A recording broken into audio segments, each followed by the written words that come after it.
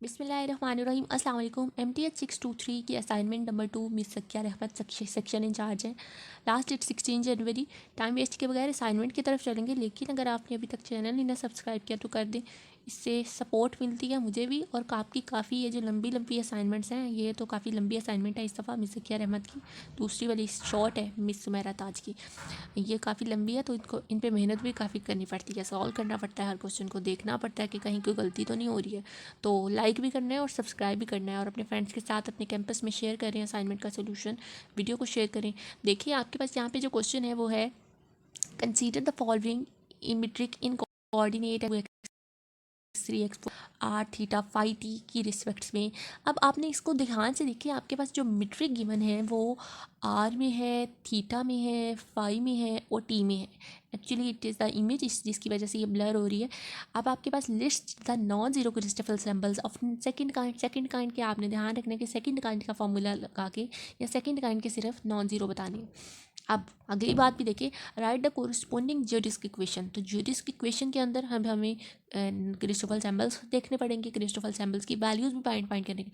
देखने में बहुत शॉर्ट सा क्वेश्चन है, लेकिन करते करते मैम ने इतना लंबा कर दिया कि जब पहले कहा सिर्फ लिस्ट करें, फाइंड नहीं करें, लेकिन जो दूसरा पार्ट है उधर हमें फाइंड भी करने पड़ेंगे।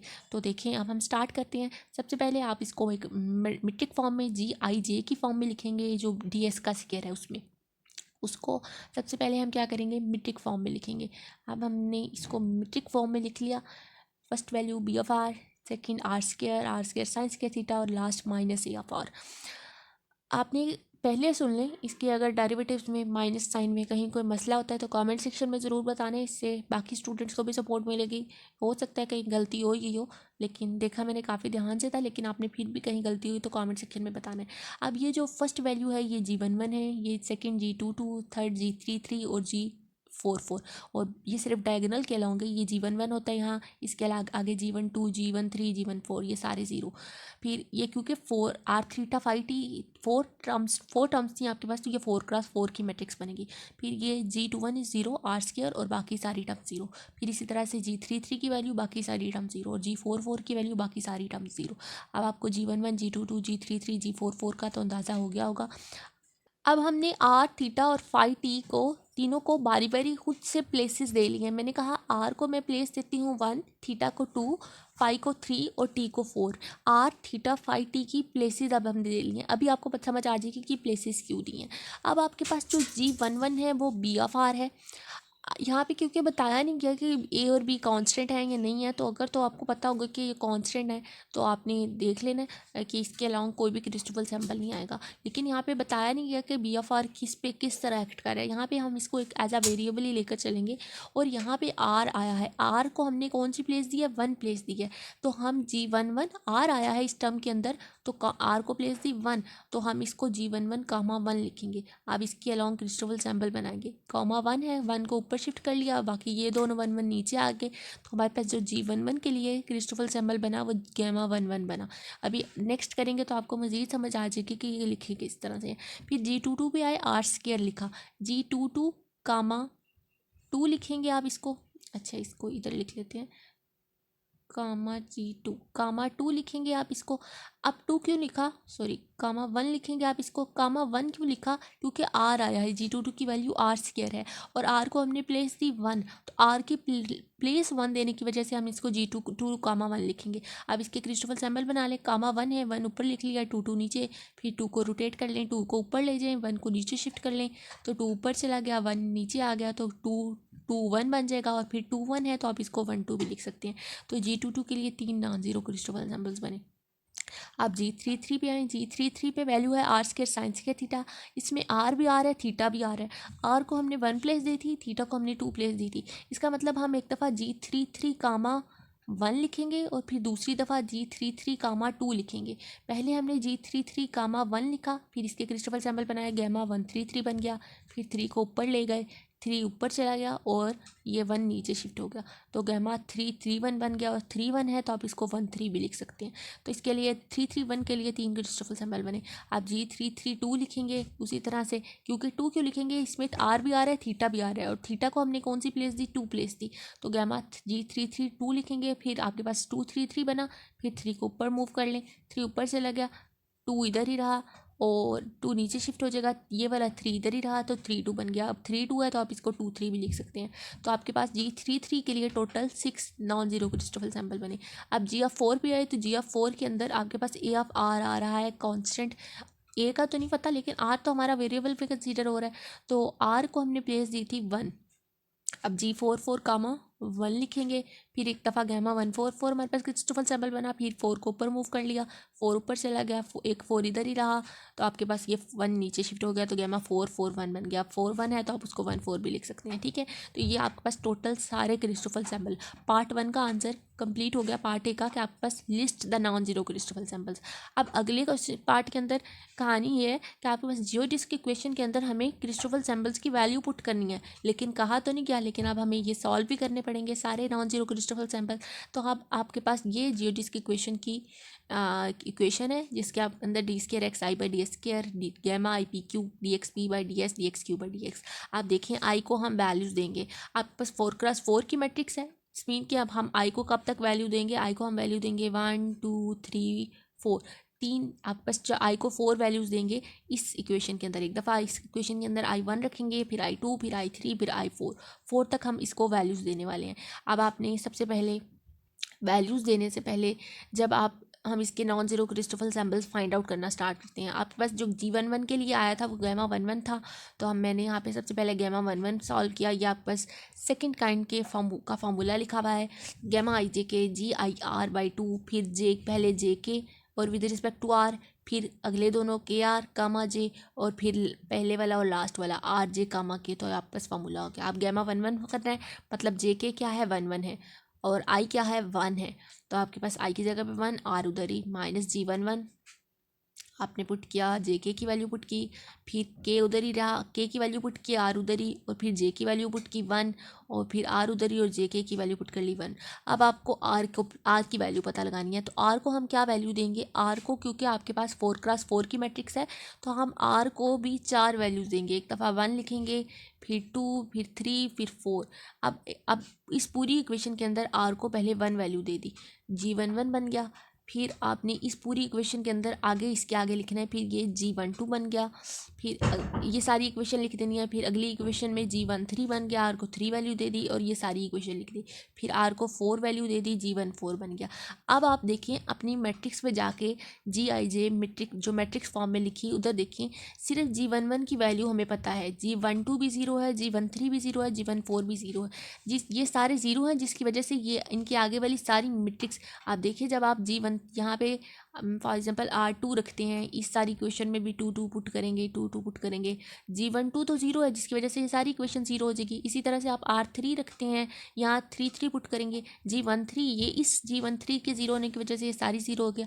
सिर्फ एक ऐसी टर्म है जिसके से वैल्यू 0 नहीं होती है, और वो कौन सी है, जब आप G11 रखते हैं। और अब G11 तो लिख लिया, अब आपके पास यहाँ पे R1 बन गया, G11 लिख लिया। अब आपके पास ये G11 ऊपर आया है, लेकिन अभी हमने ऊपर जो GIJ की फॉर्म देखी थी वहाँ पे GIJ लोअर इंडिसेस में था, लेकिन अब हमारे पास जो GIJ बना वो क्या है, वो G11 ऊपर पड़ा है। अभी हमने G11 लोअर इंडिसेस में देखा था, अब हमें अपर इंडिसेस में चाहिए, तो इसके लिए हम क्या करेंगे, इस GIJ का इन्वर्स ले लेंगे। इसका जब आप इन्वर्स लेंगे तो ये GIJ ऊपर शिफ्ट हो जाएगा। और इन्वर्स किस तरह से लेना है, जितनी भी टर्म्स हैं वो 1 आवर की फॉर्म में चले जाएंगे। ये 1 आवर B ऑफ R हो जाएगा, ये 1 आवर R² हो जाएगा, ये 1 आवर R² साइंस के थीटा हो जाएगा, और ये 1 आवर AR हो जाएगा। तो ये इसका इन्वर्स जो कि आपको यहाँ पे नज़र आ रहा है, ये इसका इन्वर्स हो गया। अब आपके पास गैमा 11 की वैल्यू के अंदर G11 की वैल्यू पुट की यहाँ पे, क्योंकि R की एक वैल्यू, एक इक्वेशन यहाँ पे नहीं लिखेगी, डायरेक्ट लिख दिया गया, R की वैल्यू पुट करनी है 1। तो G11 की वैल्यू क्या है, 1 आवर B ऑफ R, तो 1 आवर B ऑफ R और ये 2 फॉर्मूले का, फिर माइनस G11, यहाँ पे भी 1 आएगा, फिर यहाँ पे भी 1 आएगा, यहाँ पे भी 1 आएगा। ये G11 इस G11 से कैंसिल, बाकी सिर्फ ये वाली टर्म बाकी बच गया। और G11 क्या है हमारे पास, जो लोअर इंडिसेस में G11 था वो वाली वैल्यू लिख ली है, B ऑफ R था और कामा 1 लिखा हुआ है। 1 का क्या मतलब था, 1 का मतलब था R। अब आपके पास B of R comma one लिख लिया। वन का क्या मतलब था, आर मतलब था, मतलब इसका derivative with respect to r लेना है। वन का मतलब है आर, तो अब कामा वन लिखा हुआ है तो कामा वन का मतलब है partial derivative with respect to r, तो पार्शियल बाय पार्शियल आर, और ये B of r g one one की वैल्यू लिख ली। और बी ऑफ आर का जो डेरिवेटिव आएगा वो बी प्राइम ऑफ आर आएगा। बी प्राइम ऑफ आर और टू बी ऑफ आर, हमारे पास गैमा वन वन का आंसर आ गया। अब अगला नॉन जीरो क्रिस्टोफर सैम्पल देखते हैं। जो हमारे पास G22 के लिए आए थे वो टोटल 3 आए थे, तो अब हम बारी बारी इन तीनों को सॉल्व करेंगे। गैमा 212 सॉल्व करेंगे। गैमा 212 सॉल्व किया, फार्मूले में उसी तरह से वैल्यूज़ पुट की। आर को 1 वैल्यू दी, आर को 2 वैल्यू दी, 3 दी, 4 दी। 1 वैल्यू देंगे, G21 बना, फिर G22 बना, फिर G33, फिर 4 वैल्यू, आर को 4 वैल्यू दी तो G24 बना। अब G21 भी ज़ीरो है, G23 भी ज़ीरो है, G24 भी ज़ीरो है, जिसकी वजह से सारी इक्वेशन ज़ीरो हो जाएंगी। सिर्फ एक ऐसी टर्म है जिससे इक्वेशन ज़ीरो नहीं होगी, और वो है G22, जब आपने आर को 2 वैल्यू दी। अब G22 की वैल्यू यहाँ पे पुट कर ली 1/r², जो इनवर्स मैट्रिक्स से आई थी, क्योंकि G22 अपर में पड़ा है। फिर इसी तरह से G12 कामा 2 और G22 कामा 1, और ये सारी वैल्यूज़ पुट करनी। अब वैल्यूज़ पुट करने के बाद आपको पता है G12 जो आपके पास क्वेश्चन में GIJ वहाँ पे जो फॉर्म बनी थी वहाँ पे G12 ज़ीरो है, G21 भी ज़ीरो है, सिर्फ एक वैल्यू गिवन है वही। G22 की वैल्यू क्या है, r² है, और इसका डेरिवेटिव विद रिस्पेक्ट टू 1 लेना है। तो 1 का क्या मतलब है, आर, मतलब partial derivative with respect to partial by partial r लेना है। और G22 की वैल्यू जो G22 का इन्वर्स से जो वैल्यू आई है, ये देखें यहाँ पे जो आपके पास जो G22 आया है वो 1/r² आया है। तो यहाँ पे अब आप G22 की जगह पे वैल्यू पुट कर लेंगे 1/r², और ये वैल्यू आ गई, और ये 2 फॉर्मूले का नीचे, और इसका derivative with respect to r लेना है। तो डेरिवेटिव क्या हो जाएगा, 2r हो जाएगा। 2r, ये 2 से कैंसिल, एक r इससे कैंसिल, 1/r हमारे पास इसका आंसर आ गया। अब आपने एक बात को ध्यान रखना है कि सेकंड काइंड के अंदर जो आपके पास जो गैमा 1-2 होता है, ये 1-2 है ना, अगर आप इसको 2-1 लिख देंगे तो भी इसका आंसर यही आएगा। इट्स मीन कि अब हमारे पास टोटल 3 क्रिस्टोफल सिंबल्स है, जिनमें से 2 का आंसर आ गया। अगर 2-1-2 का आंसर आया तो 2-2-1 का आंसर भी यही होगा, तो हमारे पास 2-2-1 का आंसर भी 1/आ गया। अब हम इसके बाद जो अगला नॉन जीरो क्रिस्टोफल सिंबल है वो है, हमने गैमा 1-2 फाइंड आउट किस तरह से करेंगे, उसी तरह से आप फार्मूले के अंदर वैल्यूज़ को पुट करें। आई की वैल्यू 1 है, बाकी आपने जे के आर जे की वैल्यू को पुट कर लेना है। आर आपका क्या बनेगा, क्योंकि यहाँ पे 1 बना है तो आर भी साथ में 1 ही बनेगा। जब आप R2 R3 R4 पुट करेंगे तो वह G12 G13 G14 बनेगा, जिसकी वजह से G12 G13 G14 क्या हो जाएगा, ज़ीरो हो जाएगा, वो है ही ज़ीरो। अब आपका सिर्फ G11 की वैल्यू गिवन है, जो कि आपके पास यहाँ पे बी ऑफ आर है, और इन्वर्स में 1/b है, तो हम यहाँ पे वैल्यूज़ को पुट करेंगे। बाकी आपके पास 2-1 भी जीरो है, 1-2 भी जीरो है, दोनों जीरो। G22 का डेरिवेटिव विद रिस्पेक्ट टू 1, तो G22 आपके पास r² है, और उसका डेरिवेटिव विद रिस्पेक्ट टू 1 लेना है। तो 1 क्या है, 1 को हमने क्या कहा था, r को हमने 1 प्लेस दी थी, मतलब इसका derivative with respect to partial by partial r. इसका डेरिवेटिव क्या हो गया, -2r हो गया। नीचे आपके पास ये टर्म्स एज इट इज़, 2 से कैंसिल, r/b हमारे पास इसका आंसर आ चुका है। अगला क्रिस्टोफल सैम्पल कौन सा हमने फाइंड आउट करना है, G33 के लिए आपके पास टोटल 6 है। देखें टोटल 6 है, लेकिन अब हम इसके अंदर से टोटल 4 करेंगे तो आपके पास 6 का ही आंसर बनेंगे। तो देखें सबसे पहले हमने गैमा 133 सॉल्व कर लिया है, उसी तरह से आई की वैल्यू 1 पुट की। आर हम यहाँ पे क्या पुट कर सकते हैं, 1 पुट कर सकते हैं। 2 3 4 पुट करने से आर वैल्यू 0 हो जाएंगी। बाकी इस फार्मूले के अंदर जे के आर जे की वैल्यू पुट की, और यहाँ पे 3 3 1, ये 3 1 भी 0 है, 1 3 भी 0 है आपके पास मैट्रिक्स के अंदर, तो ये दोनों वैल्यूज तो 0 हो गई। अब 3 3 का डेरिवेटिव विद रिस्पेक्ट टू 1 लेना है, मतलब r² साइंस के थीटा का derivative with respect to partial by partial r लेना है। अब आर का डेरिवेटिव, आर के रिस्पेक्ट से डेरिवेटिव लेना है, हम सिर्फ आर के, ये दोनों वैल्यूज मल्टीप्लाई हो रही हैं, तो साइंस के थीटा तो कांस्टेंट है, वो बाहर निकल जाएगा, और r² का डेरिवेटिव आपके पास 2r बन जाएगा। तो -2r ओवर साइंस के थीटा हमारे पास क्या बन गया, इसका डेरिवेटिव बन गया। माइनस आपके पास क्या हो सकता है जी, एक सेकेंड, माइनस आपके पास 2 इस 2 से कैंसिल हो सकता है, -r ओवर साइंस के थीटा, और बी ऑफ आर आपके पास गैमा 133 का आंसर आ गया। इसके बाद गैमा 313 सॉल्व करना है। जब आप गैमा 313 करेंगे तो गैमा 331 खुद ही आ जाएगा। उसी तरह से आई की वैल्यू 3 पुट की, आर को हमने डिफरेंट वैल्यूज देनी है। पहले आप आर को 1 देंगे, 2 देंगे, 3 देंगे, 4 देंगे। फिर जब आपके पास gamma 3 G31 G32 G33 G34 में सिर्फ G33 की वैल्यू गिवन है, डायगोनल के अलॉन्ग सिर्फ मैट्रिक्स है, बाकी सारी जीरो हैं, तो बाकी मैंने लिखी नहीं, मैंने सिर्फ G33 वाली लिखी है। बाकी ये 313 भी जीरो है, 31 भी जीरो है, तो ये दोनों जीरो। और G33 का डेरिवेटिव विद रिस्पेक्ट टू 1, मतलब r² साइंस के थीटा का derivative with respect to r लेना है, 1 का मतलब r। तो आपने अगेन उसी तरह से सारी, अब जो G33 ऊपर G3 था वो इन्वर्स मैट्रिक्स वाली, इन्वर्स मैट्रिक्स जो GIJ वाली फॉर्म बनी थी, उधर से G33 की वैल्यू ये है 1/r² साइंस के थीटा, वैल्यू पुट की। 2 उधर ही, यहाँ पर इसका डेरिवेटिव 2r साइंस के थीटा हो जाएगा, 2r इससे कैंसिल, एक आर भी कैंसिल, साइन स्क्वायर थीटा भी कैंसिल, तो हमारे पास इसका आंसर 1/r आ गया। जो गैमा 313 आया वही हमारा गैमा 331 होता है, तो ये दोनों इक्वल होते हैं। अब हमारे पास टोटल 3 क्रिस्टल सैंपल्स तो आ गए हैं, बाकी आपके पास पीछे 2 रह गए हैं। गैमा 323 फाइंड करेंगे, उसी तरह से फार्मूले में वैल्यूज पुट कर लेनी है आपके पास। इसका पास डेरिवेटिव सिर्फ बता देती हूँ, बाकी आपने अब इसकी कैलकुलेशन खुद कर लेनी है। ये वैल्यू भी जीरो, ये वैल्यू भी जीरो, इसका derivative with respect to two. Two का क्या मतलब था? टू का मतलब था आपके पास, अगर पीछे जाके आप देखें तो मैंने थीटा को 2 प्लेस दी थी, तो 2 का मतलब था थीटा, और इसका derivative with respect to theta लेना है। तो आपके पास इसका डेरिवेटिव क्या बन गया? आर स्क्वायर इधर ही 2 साइन थीटा कॉस थीटा, आपके पास इसका डेरिवेटिव बन चुका है। मतलब आर स्क्वायर तो कांस्टेंट है, इसको बाहर निकाल दिया और इस अंदर वाली टर्म का डेरिवेटिव, तो पावर रूल लगाएंगे। 2 स्टार्ट में साइन थीटा, फिर पावर में से एक -2 -1, आपके पास क्या हो जाएगा 1 2, तो 2 साइन थीटा की पावर में 1, और अगेन इस इनर टर्म का डेरिवेटिव साइन थीटा का अगेन डेरिवेटिव आपके पास कॉस थीटा बन गया। अब आप इसकी कैंसिलेशन कर लें। कैंसिलेशन किस तरह से हो गई जी? आपके पास यहाँ पे आर स्क्वायर बना है, कैंसिल आउट हो गया, ये 2 बना है, कैंसिल आउट हो गया, एक साइन थीटा इस एक साइन थीटा से कैंसिल, बाकी कॉस थीटा और साइन थीटा बचा, जिसको आपको टेंजेंट थीटा कहेंगे। फिर आपने जो आपके पास अब गैमा 23 आया है वही आपके पास गैमा 32 होगा, जो कि मैंने आगे लिख दिया है ये वाला, ठीक है। अब आपने गैमा 233 फाइंड करना है, उसी तरह से फार्मूले में वैल्यू पुट करने के बाद आपने इसका पार्शियल डेरिवेटिव लेना है। डेरिवेटिव लेने के बाद आपका इसका आंसर यहाँ पे आपके पास आर स्क्वायर, इस आर स्क्वायर से कैंसिल और 2 से कैंसिल, और minus sine theta cos theta, आपके पास इसका आंसर आ गया।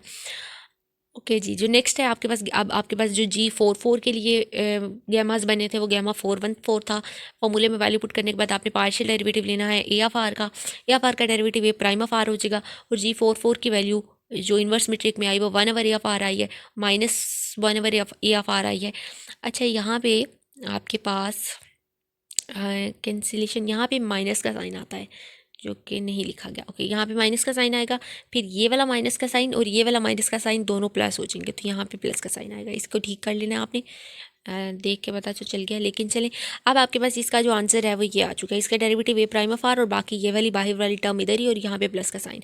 अब जो आपके पास गैमा 414 आया है, यही गैमा 414 होगा। जो 414 आया है वही 441 होगा। ये जो लोअर वाली इंडिसेस है ये 14 है, इसको आप 41 भी लिख सकते हैं ना, तो इसका ये मतलब होता है। अब गैमा 144 बताना है आपने, उसी तरह से फॉर्मूले में वैल्यू पुट करने के बाद ये वाली वैल्यू भी जीरो, ये भी जीरो, इसका डेरिवेटिव विद रिस्पेक्ट टू 1, मतलब G44 का derivative, G44 is A of r minus A of r, उसका डेरिवेटिव लेना तो वो minus A prime of r, और इसका आंसर ये आ चुका है। अब जियोडिस इक्वेशन के अंदर हम बारी बारी एक दफ़ा I1 पुट करेंगे, I2 पुट करेंगे, I3 पुट करेंगे, I4 पुट करेंगे। I1 पुट करने पर मेरे पास ये इक्वेशन बन के आई है, गैमा 1 PQ DXP, ये इक्वेशन बनी। अब आपने पीछे जाके ढूंढना है कि कौन से ऐसे गैमाज है जिनके ऊपर 1 आ रहा है, तो जितने वो गैमाज थे जिनके ऊपर 1 आ रहा था वो मैंने यहाँ पे सारे इकट्ठे करके लिख दिए। जितने गैमास थे जिनके ऊपर 1 था, ठीक है। ये नहीं नोट करना कि नीचे क्या है, सिर्फ हमें ऊपर I1 पुट किया तो ऊपर वाले सिर्फ देखने हैं, तो ऊपर वाले सिर्फ I1 पुट करने पर हमारे पास ये वाले सारे गैमास थे। अब आपके पास एक ये गैमा था, अब ये गैमा की वैल्यू हमने I1, ये गैमा, सबसे पहले बाकियों को छोड़ दें, इस गैमा को देखें। आपके पास जो क्रिस्टल सैंपल गैमा 1 है, आई की वैल्यू 1 पुट करने पर हमारे पास इसके लोअर इंडिसेस में 1 पड़ा हुआ है, तो आई तो हमारा 1 ही रहेगा। इससे हमारे पास ये जो लोअर इंडिसेस में 1 पड़ा है, इससे हमें पता चला कि जो पी क्यू की वैल्यू है एक दफ़ा हमने 1 पुट करनी है। पी की भी वैल्यू 1 है, यहाँ पे क्यू की भी वैल्यू 1 है, तो यहाँ पे भी पी की जगह पे 1 पुट किया, क्यू की जगह पे 1 पुट किया, और गैमा 1 पुट कर लिया। अब गैमा 1 की हमें क्रिस्टल सैंपल का आंसर पता है, वो वैल्यू पुट किया, और हमारे पास ये वाली वैल्यू DX1 का और DS का होल स्क्वायर बन जाएगी। ये दोनों सेम है तो ये इसका होल स्क्वायर बन जाएगी, और गैमा 1 की वैल्यू पुट कर ली तो आपके पास ये इसका प्लस माइनस साइन बाहर कर ले, तो ये एक माइनस का साइन बाहर सिर्फ आएगा, मैंने इसको डायरेक्ट करके फिर नहीं लिखा। अब इसके बाद आपके पास एक और गैमा भी है जिसके ऊपर 1 पड़ा हुआ है और उसके लोअर में 2 पड़ा हुआ है, तो इसके लिए आप क्या करेंगे, सिमिलरली उसी तरह से गैमा 1, और इसके लिए हमने जो आपके पास गैमा बनता है जिसके ऊपर 1 पड़ा है वो ढूंढेंगे, और ढूंढने के बाद हम वहाँ पे जियोडिस की इक्वेशन के अंदर वो वाली गैमा की वैल्यू को पुट कर लेंगे। अब आपके पास ये गैमा, इसकी वैल्यू को पुट करेंगे उसी तरह से। अब आपके पास यहाँ पे पी क्या है, पी भी 2 है, क्यू भी 2 है, तो यहाँ पे DXP था, पी की जगह 2 पुट किया, क्यू था, क्यू की जगह 2 पुट किया, ये भी आपके पास DX2/DS का होल स्क्वायर बन जाएगा, और गैमा 122 की वैल्यू पुट कर ली। इसके बाद आपके पास गैमा 133 है, उसके ऊपर भी 1 पड़ा है, हमारे पास एक और क्रिस्टल सैंपल ऐसा आ गया। अब हमारे पास PQ की वैल्यू क्या होगी, 3 होगी, और गैमा 133 की वैल्यू पुट करेंगे -r sine square theta over P of R। अच्छा, गैमा 133 की वैल्यू एक दफ़ा चेक कर लेते हैं, आई एम कन्फ्यूज्ड कि कहीं गलत तो नहीं लिखी गई, -r sine square theta over P of R। Okay, अब आपने क्या करना है, अब आपने गैमा 133 की वैल्यू को पुट किया, -r साइंस के थीटा, आपके पास एक और जियोडिस्क की इक्वेशन बन के आ गया। इसके बाद आपने एक और गैमा भी था जिसके गैमा 144 था जिसके ऊपर 1 पड़ा था, गैमा 144 की वैल्यू को पुट किया। इससे आपके पास पी क्यू की वैल्यू 44 हो गई है। अब इसकी वैल्यू को पुट करने पर आपके पास इसका आंसर A/R/2 B/R बन चुका है। और गैमा 144 को मैं एक दफ़ा दोबारा चेक कर लूँ जिसमें हमने गैमा 144 ओके इसके अंदर माइनस साइन आता है, गैमा 414 के अंदर नहीं आता। अब हमने ये सारी I1 के लिए हमारे पास टोटल 4 जियोडिस्क की इक्वेशन बन के आई हैं। I1 के लिए तो चेक कर चुके हैं कि I1 के लिए हमारे पास टोटल 4 जियोडिस्क की इक्वेशन बन के आई हैं। अब इसी तरह से हम I2 पुट करेंगे जियोडिस्क इक्वेशन के फॉर्मूला के अंदर, ds² xi/ds², i d² xi था। अब हमारा i क्या है 2, i की जगह पे 2 पुट किया। फिर गैमा i/pq, i क्या है 2, i की जगह पे 2, pq उधर ही, बाकी ये dxp/ds और dxq/ds इधर ही। अब आप दोबारा से ढूंढेंगे आपके पास कौन से ऐसे क्रिस्टोफल सैंपल्स आपने फाइंड किए हैं जिनके ऊपर 2 आया हो। तो एक ये वाला क्रिस्टोफल सैंपल अभी हमने ऊपर फाइंड किया कि एक दफ़ा आप इसको इस वाले क्रिस्टोफल सैंपल को इस जियोडिस्क इक्वेशन में पुट करेंगे, एक दफ़ा इस क्रिस्टोफल सैंपल को पुट करेंगे। इसको पुट करेंगे जब आप, तो आपके पास यहाँ से आपको 1 2 की वैल्यू मिल रही। 1 2 क्या है, 1 2 पी आपके पास यहाँ से पता चला 1 है और क्यू 2 है। तो आप यहाँ पे पी की जगह पे 1, क्यू की जगह पे 2 पुट कर लें, पी की जगह पे 1 क्यू। अब आपके पास I2 के लिए एक जियोडिस्क इक्वेशन बन के आ चुकी है। और गैमा 212 हमने लिखा था ना, पी क्यू की जगह पे 212, मैंने इसको डायरेक्ट कर दिया। आपने इसके अंदर एक और स्टेप करना है। यहाँ पे आप एक दफ़ा लिखेंगे कि आपके पास ये वाला गैमा, इस गैमा की वैल्यू यहाँ पे पुट करेंगे, फिर dx1 dx2 पुट करेंगे और फिर गैमा 212 की वैल्यू ये वाली पुट करेंगे। ठीक है, इसके अंदर एक और इक्वेशन बनानी है, डायरेक्ट नहीं करना। फिर आपके पास एक और गैमा था जो गैमा 132 गैमा 233 था। उसी तरह से आपके पास अब पी क्यू की वैल्यू क्या बन गई है, 33 बन गई। पी की जगह 3, क्यू की जगह 3 पुट किया और गैमा 233 की वैल्यू पुट की। प्लस माइनस माइनस कर लेना आपने और अगले स्टेप में इसको फिर साइन थीटा कॉस थीटा करके लिखना। ठीक है, और dx3/ds है तो ये dx3/ds का होल स्क्वायर बन सकता है। तो ये आपके पास I2 के लिए 2 जियोडिस्क इक्वेशन बनी, क्योंकि 2 के लिए सिर्फ हमारे पास 2 टाइम पे जब आपके पास ऊपर 2 पड़ा हो सिर्फ 2 ही क्रिस्टोफल सैंपल। फिर I3 के लिए चेक करेंगे। I3 के लिए उसी तरह से आई यहाँ पे आई की जगह पे 3 पुट किया। क्रिस्टोफल सैंपल्स ढूंढे, कौन से ऐसे क्रिस्टोफल सैंपल जिनके ऊपर 3 है। तो ये सारी क्रिस्टोफल सैंपल्स हैं। 2 क्रिस्टोफल सैंपल हैं, मतलब कि 2 जियोडिस्क की इक्वेशन बनेगी। अब आपने इसकी 2 जियोडिस्क की इक्वेशन खुद से बना लेनी है। सिंपल सा काम करना है सिर्फ। अब आपके पास यहाँ पे इसकी जगह पे 1/r एक दफ़ा पुट कर लेना है। 1/r पुट करेंगे और यहाँ पे 1 और 3 आएगा। ठीक है, अब जब दूसरी जियोडिस्क की इक्वेशन बनेगी तो आपने यहाँ पे इसकी जगह पे कोटेंजेंट थीटा पुट कर लेने, इस वाली टर्म की जगह पे कोटेंजेंट थीटा। और यहाँ इस इक्वेशन के अंदर जो पी की वैल्यू बनेगी वो 2 बनेगी और क्यू की वैल्यू बनेगी वो 3 बनेगी। तो आपके पास ये 2 जियोडिस्क की इक्वेशन बन के आ जाएंगी। सिमिलरली आप I4 पुट करेंगे जियोडिस्क की इक्वेशन के फार्मूले में, और इसके लिए आपके पास जो जियोडिस्क की इक्वेशन बनेगी वो एक ही बनेगी, गैमा 414 वाली, क्योंकि आपके पास 4 वाली एक ही क्रिस्टोफल सैंपल था। तो उसके लिए एक ही जो आपके पास इक्वेशन बनेगी उसके अंदर आपके पास ये जो 414 है, यहाँ पे पी क्यू की वैल्यू 14 बनेगी, पी की वैल्यू 1, क्यू की 4, और ये वाली वैल्यू को यहाँ पे इसकी जगह पे पुट कर लेंगे तो आपके पास एक इक्वेशन बन के आ गई। तो यही आपने इस असाइनमेंट के अंदर सॉल्व करना था। जियोडिस्क की इक्वेशन बनानी थी। लिस्ट उन्होंने कहा था राइट द कोरिस्पोंडिंग जियोडिस्क इक्वेशन। तो जियोडिस्क इक्वेशन के साथ साथ देखिए हमें क्रिस्टोफल सैंपल्स भी फाइंड करने पड़ गए। देखने में तो बहुत छोटा सा क्वेश्चन था लेकिन ये काफ़ी लंबा क्वेश्चन था। आपने इसकी प्रैक्टिस करनी है। आपके पास पेपर में भी क्रिस्टोफल सैंपल से रिलेटेड क्वेश्चन आते हैं लेकिन इतने लंबे नहीं आते। वो मैं आपको वीडियो के थ्रू बता दूंगी कि कैसे क्वेश्चन आते हैं। तो लाइक नहीं किया अभी तक तो लाइक कर दें। चैनल भी सब्सक्राइब नहीं किया तो बुरी बात, आप वीडियो तो देख जाते हैं, लाइक भी नहीं करते, सब्सक्राइब भी नहीं करते, तो इससे तो हमें नुकसान ही होता है। आप इतना सा तो सपोर्ट कर सकते हैं जितने में आपकी ये 10 की असाइनमेंट हम आपको फ्री में दे रहे होते हैं। तो आपने इसको लाइक भी करना है, चैनल को भी सब्सक्राइब करना है, अपने फ्रेंड्स के साथ शेयर भी करना है। अभी तक के लिए इतना ही। अल्लाह हाफिज़, थैंक यू।